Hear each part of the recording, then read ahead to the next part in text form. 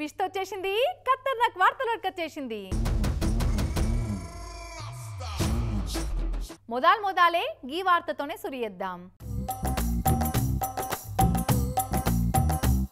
AP మాజీ మంత్రి Ambati Rambabu sir అంటే ఇన్నొద్దులు సంబరాల రాంబాబు అన్నట్టే ఫేమస్ అయింది కానీ సార్ లోపల చాలా షేడ్స్ ఉన్నాయి అసలు రాజకీయాలు చేసుడే కాదు రైతు లెక్క మారి ఎగసం చేస్తా అని మొన్నటికి మొన్న చూపెట్టిండా ఇక ఇప్పుడు పంకపాటి లీడర్లకు మద్దతుదారులందరికీ ఎస్కాట్ లెక్క మారిపోతాడు సారు రెడ్ బుక్ పాలిటిక్స్ ను ఫేస్ చేసేందుకు రెడీ అన్నట్టు జైల్లో పడుతున్న పంకపాటి లీడర్ల మిలాఖాత్కు పోతుండు పరామర్శిస్తుండు ఇక వాళ్ళు బెయిళ్ల మీద బయటికి రాగానే Z+ కేటగిరీ సెక్యూరిటీ లెక్క ఎస్కాట్ ఇస్తుండు అమరావతి మహిళల మీద నోరు వారేసుకుండన్న ఆరోపణల మీద అరెస్ట్ అయ్యి జైల్లో పడి నిన్న బయటికి వచ్చిన senior journalist Kommineni Srinivas sir ఇట్లా బయటికి రాగానే చూడు ఎట్లా ఓదార్చి ధైర్యం చెప్పిండో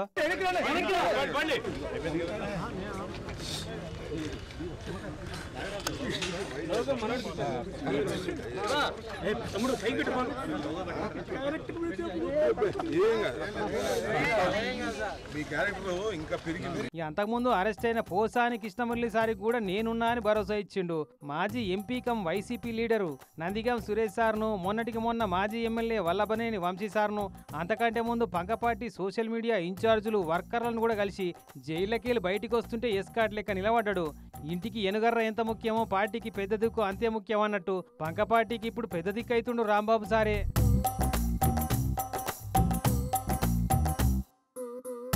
కానీ ఒక పొలిటీషియను ఒక యాక్టరు ఒక డాన్సరు ఒక సింగరు ఒక సెలబ్రిటీ ఒక ఫార్మరు ఒక ఎస్కాటు ఒక్క మనిషి లోపల గిన్ని షేడ్స్ ఉండుడైతే ఇంకెవ్వరితోటి సాధ్యం కాకపోవచ్చు ఇంకా ఎన్నెన్ని షేడ్స్ బయట పెడతాడో రేపు కానీ దట్ ఈజ్ అంబటి అన్నట్టు చూపిస్తుండు మరి ఇక రెడ్ బుక్ ల సార్ పేరు కూడా ఉందో లేదో ఉంటే మాత్రం అందరికీ ఎస్కాట్ ఇచ్చే సార్కే వేరే టోళ్ళు ఎస్కాట్ ఇవ్వాల్సిన కథ అవుతుంది అనుకుంటున్నారట సార్ బయట పెడుతున్న రకరకాల షేడ్స్ చూసిన ఫ్యాన్స్ అంతా ఈ రోజు కాంగ్రెస్ పార్టీ గారాల పట్టి వి హనుమంతరావు తాత పుట్టినరోజు కావున పుట్టిన బర్త్డే రోజు గ్రీటింగ్స్ అందించమని కోరుతూ Amberpet all India Hanumanthanna fans association సభ్యులు కిట్టు మిట్టు చింటూ పార్టీ లీడర్లు జగ్గారెడ్డి జానారెడ్డి ప్రియమైన పెద్దలు రాహుల్ గాంధీ మరియు తదితరులు రాస్తున్నారు హనుమంతు తాత మీరు మరిన్ని ఇసొంటి పుట్టినరోజులను ఎన్నో జరుపుకోవాలని సెంచరీ పూర్తి చేసుకోవాలని కోరుతూ మనసారా కోరుకుంటుంది ఇస్మార్ట్ న్యూస్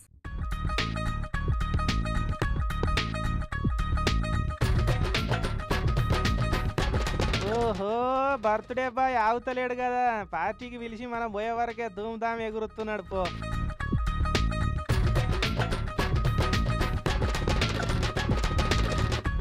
ఓ మెల్లగానే తాత నడుములు పట్టుకుంటే లేని పరిశాను మళ్ళా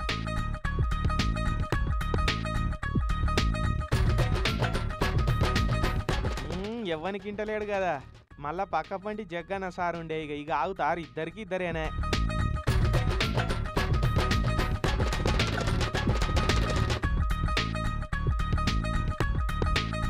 ఓ తాత నీ ఎగురుడు సల్లగుండా అయితే స్టేజ్ కూలగల నీ అందరు ఎగురుడు చూస్తుంటే ఏన్నో వచ్చే భూకంపం అంబర్పేటలనే వచ్చేటట్టున్నది పో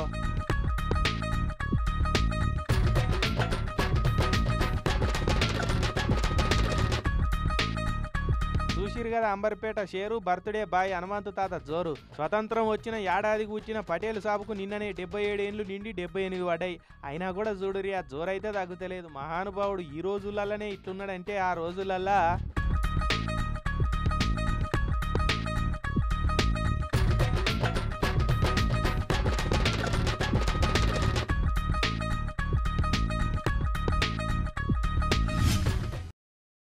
ప్రతి సోమవారం కలెక్టరేట్ ఆఫీసుల్లో ప్రజావాణి అనే కార్యం పెడుతుంటారు పబ్లిక్ తాన వినతి పత్రాలు దరఖాస్తులు తీసుకొని వాటికి పరిష్కారం చూపించేందుకు పెట్టిన ప్రోగ్రాం ఇది అయితే మన సర్కార్ ఆఫీసర్లు కొంతమంది వాళ్ళ పనితనం గురించి ఎరుకున్నదే గదిగా ప్రజావాణికి ఎగనామం పెట్టి విధులకు డుమ్మా కొట్టిన ఆఫీసర్లకు కొత్త కలెక్టర్ మేడం సుక్కలు చూపిస్తుందో కానా హనుమకొండ కొత్త కలెక్టర్ స్నేహ శబరీష్ మేడం నిద్రమబ్బుల చదువుతున్న ఆఫీసర్లకు సుక్కలు చూస్తున్నాయి కదా హనుమకొండ కలెక్టర్గా ఛార్జ్ తీసుకున్న రెండో రోజే ప్రజావాణి కార్యానికి పోయింది మేడం ఇక ఆడ పోయి చూస్తే పెద్ద ఆఫీసర్లు ఎవ్వరు కనవాళ్లే అందరు జూనియర్ ఆఫీసర్లే కానొచ్చిర్రు మీ సార్లంతా ఏడున్నారమ్మా అని రిజిస్టర్లు చూసింది కొందరు కొలువుకు హాజరు పడ్డట్టు సంతకాలు పెట్టి బయట ఉద్దర పనులకు పోయిరని ఇరకబట్టింది ఇంకొందరు పగటిలైనా ఆఫీస్కు రాలేదని గరం అయిపోయింది ఇప్పటిదాకా ఎట్లా పని చేసిరో నాకు తెలియదు ఇప్పటి నుంచి అయితే టైంకి వచ్చి పని చేయకుండా గప్పాలు కొట్టుకుంటా తిరుగుతామంటే నడవదని మేడం స్ట్రిక్ట్ వార్నింగ్ ఇచ్చింది ఇక అట్లనే ప్రజావాణిలో పబ్లిక్ తిప్పలు అరుచుకొని దరఖాస్తులు కూడా తీసుకున్నది.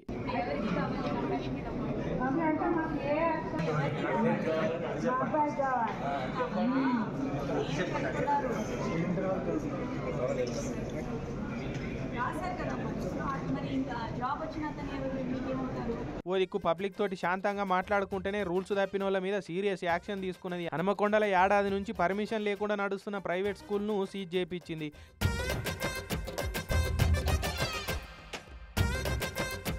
ఫీల్డ్ లెవెల్లో ఆఫీసర్లను అయితే ఉరికిస్తున్నది. పబ్లిక్ గిసొంటి ఆఫీసర్లే కదా కావాల్సిందని ప్రజావాణి పోయిన వాళ్ళంతా కూడా ఇక మేడాన్ని మస్తు తారీఫ్ చేయబట్టిరట.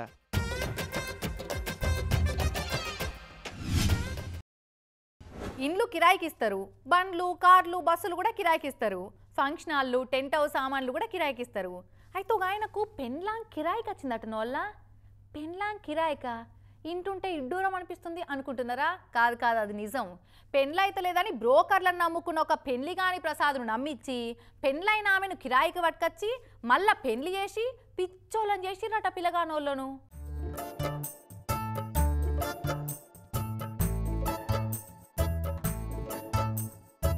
పెళ్లి వయసు దాటిపోతున్న పెళ్లి గాని బ్యాచులర్ బాబులను చూస్తే బకరాలను చూసినట్టే అనిపిస్తున్నట్టుంది కొంతమంది బ్రోకర్ గాళ్ళకైతే. పెళ్లి చేసేందుకు దండిగా కమిషన్లు గుంజేటోళ్ళే కాదు, ఉత్తుత్తి పెళ్లిళ్ళు చేసి నిండా ముంచేటోళ్ళు కూడా మోపైతున్నారు ఆడాడ. ఇగో కర్ణాటక రాష్ట్రం రాయచూరు జిల్లాలో ఉండే ఈ దుర్గా ప్రసాద్ కు ఏడా పెళ్లి సంబంధం కుదురుతలేదట. ఎన్ని సంబంధాలు చూసినా వాళ్ళు నచ్చితే ఈయనకు నచ్చతలేదట, ఈయనకు నచ్చిన వాళ్ళు వాళ్ళకు నచ్చలేరట. ఇక ఆ బ్రోకర్ను ఈ బ్రోకర్ను పట్టుకోగా లాస్ట్ కు రాజమండ్రిలో ఉండే తాయారు అనే పెళ్లిళ్ళ బ్రోకర్ కు చేరింది ముచ్చట. ఆమె ఉండి విజయవాడలో ఉండే ముఖర్జీ అనే ఆటో డ్రైవర్ చెప్తే వాడు ఇంకో ఇద్దరు ఆడోళ్ళకు ముచ్చట చేరేసినట. ఇక అట్టట్ట లాస్ట్ కు అందరు కూడా ఈ కర్ణాటక పెళ్లి కొడుకును కరగ నాకేద్దామని మంచిగానే స్కెచ్ చేసిరట. లడ్డు కావాలా నాయన అన్నట్టు గుంటూరు తాడేపల్లిలో ఉండే ఈ పెళ్లైన ఆమెని అనేట ఆమెను 5 రోజుల పెళ్లి డ్రామాకు కిరాయికి మాట్లాడి ఆమె ఫోటోను చూపెట్టి ఒప్పించిరట పిల్లగాన్ని. ఇటు ఈ పెళ్లైన ఆమెకేమో పైసలు ఆశ పెట్టిరట. పెళ్లి చేసుకున్నట్టు నటించి 4 రోజులు వాళ్ళ తోటుంటే చాలు 50,000 రూపాయలు ఇస్తాం, వాళ్ళు నీ ఒంటి మీద వేసిన బంగారం కూడా నీకే అని నమ్మిచ్చిరట. పెళ్లై 2 పిల్లలైనాక మొగలు ఇడిచిపెట్టి ఎటో పోయినట. ఇక పైసలకు ఆశపడి 5 రోజుల డ్రామాకు ఒప్పుకుందట. సీన్ కట్ చేస్తే ఆగమాగం పట్టించి 10-15 రోజులనే పెళ్లి తంతు పూర్తి చేసిరట. ఇక పెళ్లైనాక కార్యం ఉంటది కదా, జరిపిద్దామని చూస్తే నన్ను దాకొద్దు, నా దగ్గర రావద్దని చెప్పిందట. అగో అదేందని అడిగితే అసలు ముచ్చట చెప్పిందట పెళ్లైన ఆ కిరాయి పెళ్లి పిల్ల. పిల్లగాని తండ్రి చెప్తున్నాడు ఇనూరి. భవాని ఒక ఆవిడ, శాలిని ఒక ఆవిడ, అప్పారావు అని ఆటో తోలుతాడు, పార్వతి ఒక ఆవిడ. టోటల్ 4 లక్షల రూపాయలు ముట్టిన వాళ్ళకి. అంతా కూడి 3.5 లక్షలు మింగిరట. మళ్ళా పెళ్లైన 2 రోజులకు 10 లక్షలు ఖర్చు పెట్టి దావత్ కూడా చేసినట. పాపం మొత్తం కరగనాకిర్రా బ్రోకర్ బ్యాచ్ అంతా. పోతావా పైసలు కానీ మాకు జరిగినట్టు మళ్ళీ ఇంకెవ్వరికి జరగొద్దని ఇట్లా పోలీస్ స్టేషన్కి వచ్చినామని అంటున్నారు. మాకు జరిగిన అన్యాయం ఇంకోళ్ళు జరగకూడదు. మొన్న 5 రోజుల క్రితం వాళ్ళకి అయిందంట, రెడ్ల కుర్రోడికి అయిందంట. ఇలాగే ఫిక్స్ చేసుకుంటా పోతే ఒక రకమైన రైతు ఏమవుతారు? పెళ్ళి ఉన్న వాళ్ళకల్లా ఇలా చేసుకుంటా పోతుంటే ఈ బోకర్లో. కానీ ఏం స్కెచ్ చేసిరిపో. పిల్లగానోళ్ళది పక్క రాష్ట్రం కాబట్టి ఓ 4 రోజులు కాపురం చేసినట్టు నటించి మోక దొరకంగానే ఆడికెళ్ళి జంప్ అయ్యరా, లేదంటే పుట్టింటికి పోతా అని వంకబెట్టి బయటపడని అట్లా కూడా రానియకుంటే మేమే వచ్చి తీసుకొస్తామని చెప్పిరట. పుట్టింటికి పోదామని తయారైతే నేను కూడా ఇంటొస్తా అని అడ్డం పడ్డాడట ఈ పెళ్లి పిల్లగాడు దుర్గా ప్రసాద్. చెప్ప పెట్టకుండా పారిపోదామంటే అనుమానంతో అందరు వాళ్ళు ఉన్నారట. ఇట్లా కాదని అసలు ముచ్చట బయట పెట్టింది అన్నట్టు. ఇక ఆమెను పట్టుకొచ్చి విజయవాడ పోలీసు వాళ్ళకి అప్పచెప్పి కేసు పెట్టిరట. కానీ పెళ్లి కాని బ్యాచులర్ల కష్టాలైతే చిన్నగా ఉంటలేవు పో. అసలే పెళ్లి కాలేదని బాధపడుతుంటే గోరు చుట్టు మీద రోకటిపోటు లెక్క నడిమిట్ల ఈ బ్రోకర్ గాల మోసాలు మోపైతున్నాయి. చూసిరు కదా పెళ్లి కాని ప్రసాదులుంటే వట్టిగానే నమ్మి పిట్టలు పడేట్టు బ్రోకర్ గాల బుట్టలలో వడకుర్రి. తొందర పెట్టి పెళ్లి చేయాలని చూస్తే మాత్రం అస్సలే నమ్మకుర్రి. పైల మరి ఆల్చం అయితే 10-11, కానీ ఇట్లా మోసపోతే అదో పరిశాన్ ఉంటది మళ్ళా.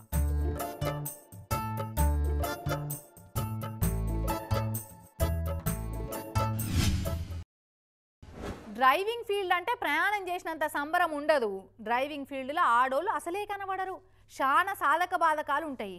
ఆడోళ్ళు కార్లు బైకులు నడిపితేనే ఇచ్చంతరంగా చూసే సమాజం మనది.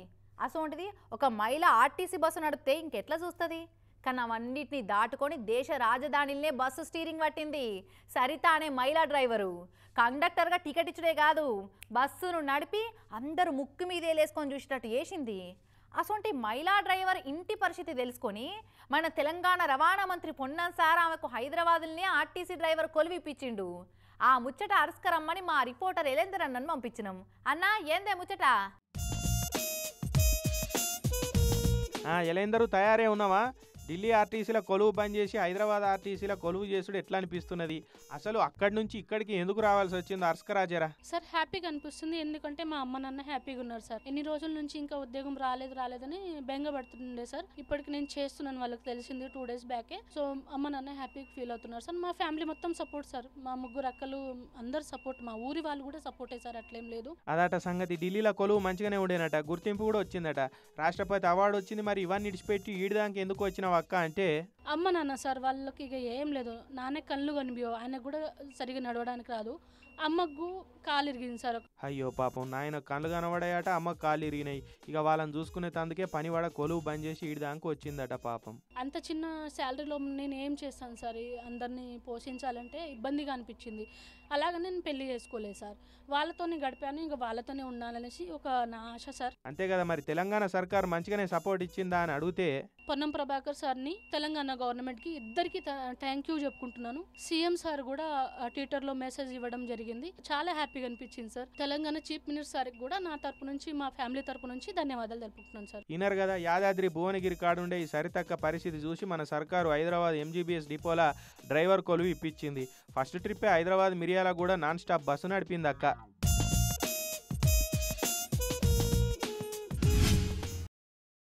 ఇంద్రమ్మ ఇండ్లతోటి చిన్న తాకట్లు నడుస్తలేవు కదా, ఊరికి కయ్యాలే కానొస్తున్నాయి. నిన్నటికి మొన్న గా సూర్యాపేట జిల్లాలో ఒక ఆయన ఇందిరమ్మ ఇల్లు ఇస్తలేరని గ్రామ పంచాయతీ ఆఫీస్ ముంగట గుడిసేసుకొని నిరసన చేసినన్న వార్త చూపించినాం కదా.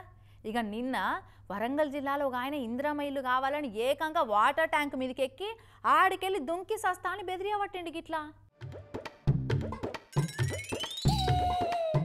ఇందిరమ్మ ఇండ్ల పంపకంతో సర్కారోళ్లకు మైలేజ్ వచ్చుడు పోయి ఉల్టా నెత్తి బొప్పిగట్టే కథ అవుతుంది. నాకెందుకు ఇయ్యారు, నేను పేదోని కాదా అని ఒకలు అయినోళ్ళకే అమ్ముకుంటున్నారు అని ఇంకోలు ఊరికి కయ్యాలకు దిగుతున్నారు. ఇక వరంగల్ జిల్లా పర్వతగిరి మండలం చెరువు కొమ్ము తండాలుండేకి సుమన్ కుమార్ అనేటాయింది కూడా అదే కథ. ఇందిరమ్మ ఇండ్ల లిస్టులో నా పేరు రాలేదని చక్కగా వాటర్ ట్యాంక్ ఎక్కిండు దుంకి సస్తా ఆడికేలని. అవు కుమారో, ఏంది నీ పంచాదే?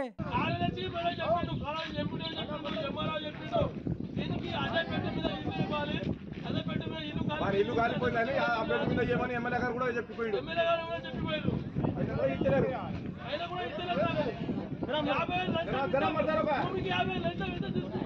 అరే రే, గుంట జాగలేదట, ఉన్నొక్క ఇల్లు మంటలాగా అలిపోయిందట. కనీసం ఇందిరమ్మ ఇల్లు అన్న వస్తుందని ఆశపడితే ఊరిచ్చి ఉసూరు మనిపించినట్టు ఫస్ట్ లిస్ట్ లో పేరు వచ్చిందట, ఆఖరి లిస్ట్ లో పేరే లేదట.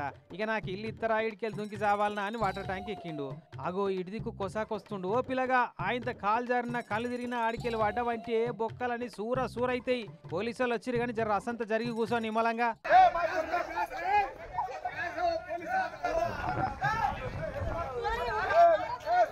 ఇక నీకు ఎట్లయినా ఇల్లు వచ్చేటట్టు చేస్తా అని వర్ధన్నపేట ఎమ్మెల్యే నాగరాజ్ సార్ మాటిచ్చిండట. ఇక అదే ముచ్చట నచ్చ చెప్పి మెల్లగా బుధగారిచ్చి కిందికి దించిరు పోలీసు వాళ్ళు.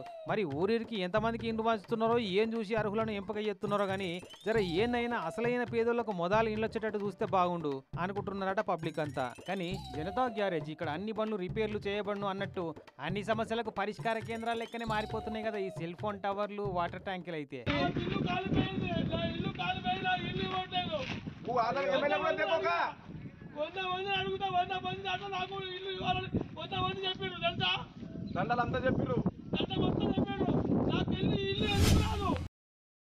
అవోళ్ళ మన దేశంలో రైతుల కథ చూస్తే చిత్రం అనిపిస్తుంది వాళ్ళ నాకైతే.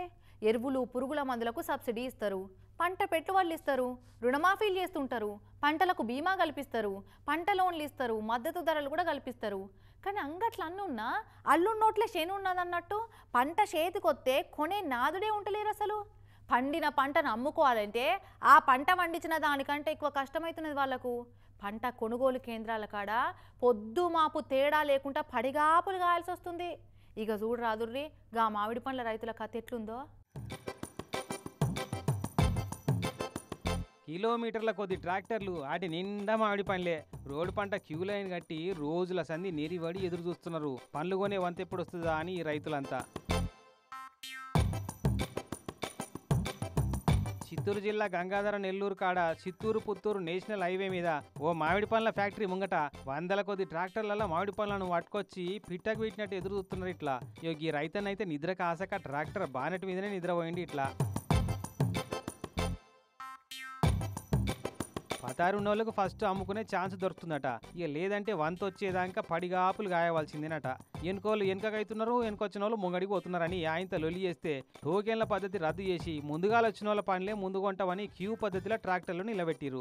ఇక మా వంత ఎప్పుడు వస్తుందా, ఎప్పుడు అమ్ముకొని ఇంటికి వాపసు పోదామా అని ఎదురు చూస్తున్నారు రైతులంతా. నయం చిన్నగా మెల్లగా కొంటున్నట్టు.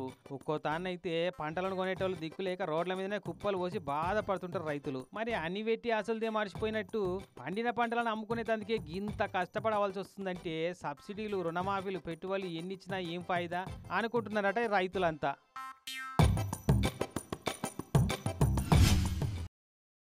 సిఎన్జి బండ్లు ఉన్నోళ్లకు బాగానే అనుభవం ఉంటుంది. ఎప్పుడన్నా బండ్లే గ్యాస్ నింపిద్దామని బంకుకు పోతే ముందుగాల కార్లకెళ్ళి అందరినీ బయటకు దిగమంటారు బంకుల పనిచేసేటోళ్ళు. దిగినాకనే గ్యాస్ కొడతామని చెప్తారు. అసలే గ్యాసు మంచవు షేడవు. ఏదన్నా అనుకోని ప్రమాదం జరిగితే జల్దీ బయటపడవచ్చు. అదే కార్లుంటే అది వేలే ఛాన్స్ ఉంటుంది. పెద్ద డేంజర్ అవుతుందని సేఫ్ సైడ్లో అందరినీ దిగుమని చెప్తారు బంకోళ్ళు. అది కూడా మన మంచికే కదా. కానీ కొందరు అరమెదడు ఉన్నోళ్లకు గివేం అర్థం కావు. మేమే పెద్ద మొగుల మీదకెళ్ళి దిగొచ్చిన మోతెవర్లం అన్నట్టు గీ తీర్లా రెచ్చిపోతారు. కార్ల గ్యాస్ నింపాలంటే కార్లకెళ్ళి దిగాల మేడం అన్నందుకే అమెరికా ప్రెసిడెంట్ కుర్చీ దిగాలన్నట్టు ఫీల్ అయిపోయి ఏకంగా బంకుల పని చేసిన ఛాతి మీద గన్ను పెట్టింది రౌడీ రానక్క. ఉత్తరప్రదేశ్లో ఉన్న అర్దోయ్ జిల్లాల ఎహ్సాన్ ఖాన్ అనేటైన ఇంటిల్లాదులతోటి పోకుండా కార్ల సిఎన్జి గ్యాస్ కొట్టిద్దామని బంకుకు వచ్చిండు. అయితే చాలా మటుకు ఏ సిఎన్జి బంకుల గ్యాస్ కొట్టించిన కార్లకెళ్ళి దిగుమంటారు బంకోళ్ళు. అట్లనే వీళ్ళని కూడా కార్లకెళ్ళి దిగుమన్నాడట బంకుల పని చేసిన. మేము దిగమని జిద్దు చేసింది రౌడీ రానమ్మ గారు. అయితే మేము గ్యాస్ కొట్టామని తెగేసి చెప్పిండా బంక్ అయినా. ఏం బ్రో తమాషాలు చేస్తున్నావా, మేమేంది మా రేంజ్ ఏంది, నగరాలు చేస్తున్నావా అని పోయింది. కార్లకెళ్ళి తుపాకీ తీసుకొచ్చింది, బంక్ అయిన ఛాతి మీద వెంటనే పెట్టింది దొరసాని. ఓ ఓ ఓ ఏంది మేడం ఏం చేస్తున్నారా అని చెప్పి ఆ బంకులు ఉన్నోళ్ళు ఆ పని అయినను పక్కకు తీసుకొని పోయారు. జర సైసూరు మేడం చిన్నదానికి తుపాకీ తీస్తారేంది, అంత అవసరం లేదు ఈడ అని సంధాయించి చెప్పారు. ఇక ఈ లోపల బంకోళ్ళు పోలీసు వాళ్ళకి ఫిర్యాదు అయితే వాళ్ళు వచ్చి అయ్యను బిడ్డను అందరిని స్టేషన్ తీసుకపోయి కేసు రాసుకున్నారు. చూడురి గోడితోడు పోయేదాన్ని గొడ్డల దాకా తెచ్చుకున్నాడు అంటే ఇదే కదా. తుపాకీ లైసెన్స్ క్యాన్సిల్ చేసి వాపసు తీసుకున్నారు. బంకుల పని చేసేటైననే గీతీర్లా బెదిరించిందంటే ఈ రౌడీ రానక్కను కట్టుకున్న పరిస్థితి తలుసుకుంటేనే ముందస్తు రిప్ అని చెప్తున్నారు ఇంటర్నెట్లో ఇరుగా తిరుగుతున్న ఈ వీడియో చూసిన నెటిజన్లు.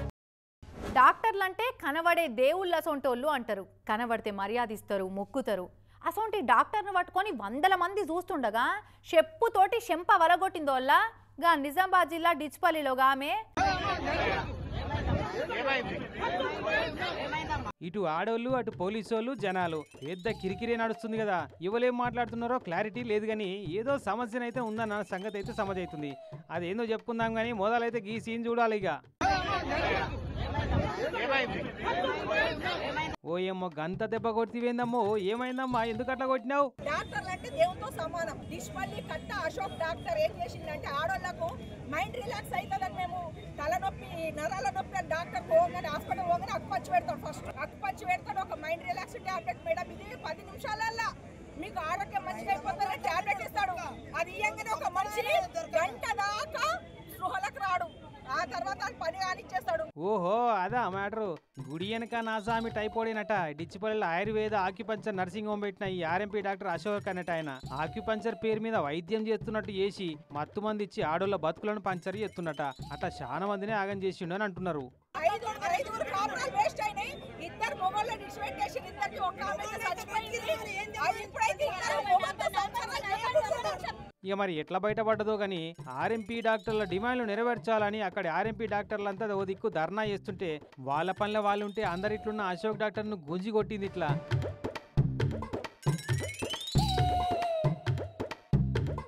మరి నిప్పులేందే పొగ రాదంటారు. ఇంతమందిలో చెప్పుతోని కొట్టిందంటే వాటికినే కొడుతుందా? ఆక్యుపంచర్ డాక్టర్ గారి పంచర్ల స్టోరీ ఏందో చూడవలసిందే అనుకుంటున్నారట డిచ్పల్లి పబ్లిక్ అంతా.